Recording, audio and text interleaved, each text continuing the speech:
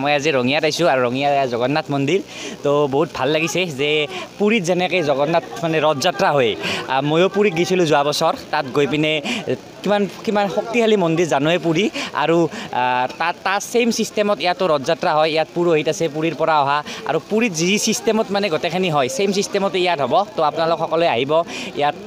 ৰথ সেই কৰিছে আৰু যোৱা বছৰৰ পৰা এইটো আৰম্ভ কৰা বুলি শুনিছোঁ যোৱা বছৰ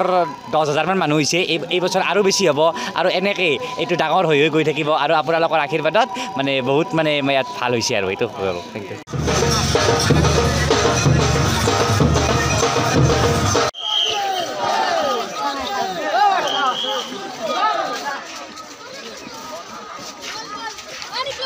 আমাৰ ৰঙিয়াৰ বুঢ়াগোহাঁই থান যি গীটাৰস্থিত তথা উত্তৰ ৰঙিয়াৰ এক আধ্যাত্মিক কেন্দ্ৰস্থলী আজিৰ পৰা 500 বছৰ আগতে এই পবিত্ৰ স্থানত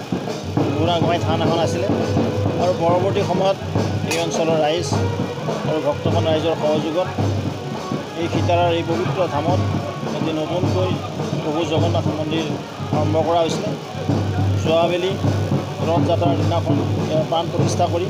প্ৰতি বছৰে ৰথযাত্ৰাৰ দিনাখন এই প্ৰাণ প্ৰতিষ্ঠাৰ লগত সংগতি আহি এক পবিত্ৰ ৰথযাত্ৰা আজি সমগ্ৰ ভাৰতবৰ্ষতে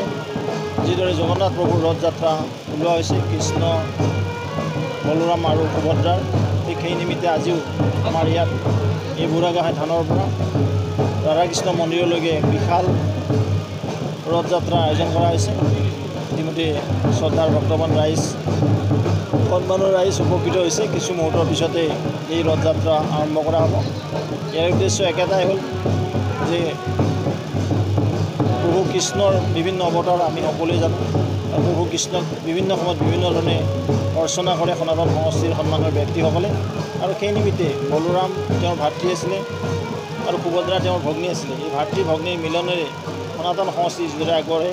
সেইদৰে প্ৰভু কৃষ্ণইও এই জগন্নাথ প্ৰভুৱেও সকলোকে সুমতি দিয়ক সকলোকে মংগল কৰক আৰু যিসকল ৰাইজে ইয়াত উপস্থিত হৈছে সকলোকে ভক্তি মাৰ্গত বিলীন কৰি